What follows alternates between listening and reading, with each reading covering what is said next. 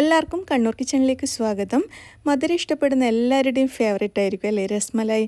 അത് നമുക്ക് പുറത്തുനിന്ന് വാങ്ങിക്കുന്നതിനേക്കാളും വളരെ രുചിയായിട്ട് എന്നെ എളുപ്പത്തിൽ വീട്ടിൽ തയ്യാറാക്കി എടുക്കാം. അപ്പോൾ എങ്ങനെയാണ് ഇത് തയ്യാറാക്കി എടുക്കുന്നതെന്ന് നമുക്ക് നോക്കാം. അപ്പോൾ നമ്മുടെ രസ്മലായി തയ്യാറാക്കാനായിട്ട് ഞാനിവിടെ 1 കപ്പ് പാൽപ്പൊടിയാണ് എടുത്തിരിക്കുന്നത്. ഇതിലേക്ക് നമുക്ക് 1 ടേബിൾ സ്പൂൺ മൈദ ചേർക്കാം, 1 ടീസ്പൂൺ ബേക്കിംഗ് പൗഡർ, പിന്നെ ഒരു 1/4 ടീസ്പൂൺ മുതൽ 1/2 ടീസ്പൂൺ വരെ നമ്മുടെ ഇഷ്ടത്തിനനുസരിച്ച് ഏലക്കായ് പൊടി ചേർക്കുക. അപ്പോൾ ഞാനൊരു 1/2 ടീസ്പൂൺ വരെ ചേർത്തിട്ടുണ്ട്. ഇത് നല്ല ഫ്ലേവർ ഉണ്ടാവും കേട്ടോ. ഇത്രയും ഫ്ലേവർ വേണ്ടാത്തവർ 1/4 ടീസ്പൂൺ ചേർത്താൽ മതി. എന്നിട്ട് എല്ലാം കൂടി നല്ലതുപോലെ ഒന്ന് മിക്സ് ചെയ്തെടുത്തിട്ടുണ്ട്. ഇനി നമുക്കൊരു 4-5 ടീസ്പൂൺ വരെ നെയ്യ്, പശുവിൻ നെയ്യ് ചേർത്ത് കൊടുക്കാം. ഒരു 4-5 ടീസ്പൂൺ മതിയാവും.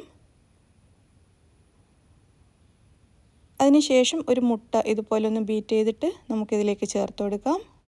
മുട്ട ആദ്യം തന്നെ മുഴുവൻ ചേർക്കണ്ട, ഏകദേശം ഒരു പകുതിയിലധികം ഞാൻ ആദ്യം ചേർത്തിട്ടുണ്ട്. എന്നിട്ട് കുഴച്ച് നോക്കാം.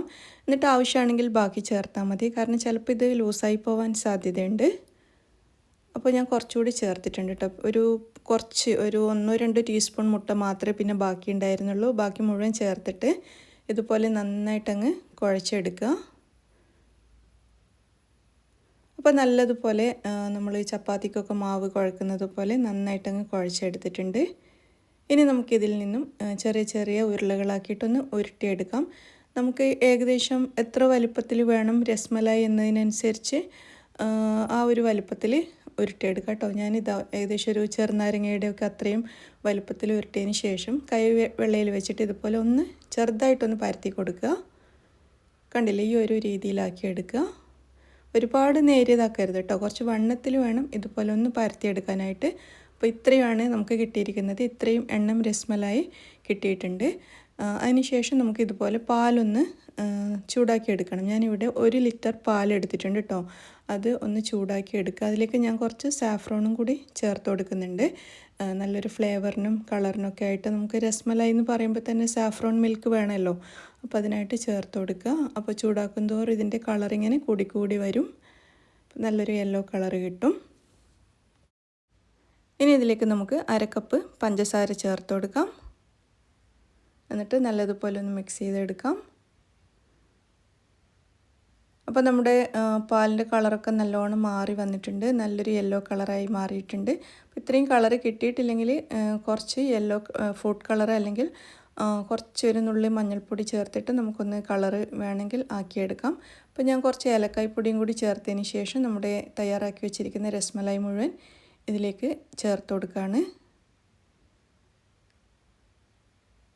എന്നിട്ട് പതുക്കെ ഒന്ന് ഇത് പൊട്ടിപ്പോവരുത് കേട്ടോ, പതുക്കെ ഒന്ന് ഇളക്കി കൊടുക്കാം. ഇനി ഇതിലേക്ക് കിടന്നിട്ട് ഈ രസ്മലായി ഒന്ന് വെന്ത് വരണം. അപ്പോൾ ഇത് നല്ല പൊങ്ങി വരും. അപ്പോൾ അതിനായിട്ട് ഞാനിതിവിടെ അടച്ചു വെച്ചിട്ടുണ്ട്. എന്നിട്ട് ചെറിയ തീയിൽ നമുക്കൊരു 7-8 മിനിറ്റ് ഇതൊന്ന് വേവിച്ചെടുക്കാം.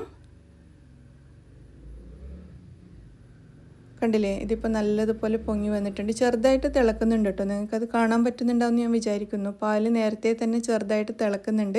അപ്പോൾ തിളച്ച് മറിയുന്നതുകൊണ്ട് ഞാൻ ഫ്ലെയിം കൂട്ടി കൊടുത്തിട്ടില്ല. അപ്പോൾ ചെറുതായിട്ട് ഇങ്ങനെ തിളച്ച് ആ പാലൊന്ന് കുറുകിയിട്ടുണ്ട്. അതുപോലെ തന്നെ രസ്മലായി നല്ലതുപോലെ വെന്ത് നല്ലോണം പൊങ്ങി വന്നിട്ടുണ്ട്.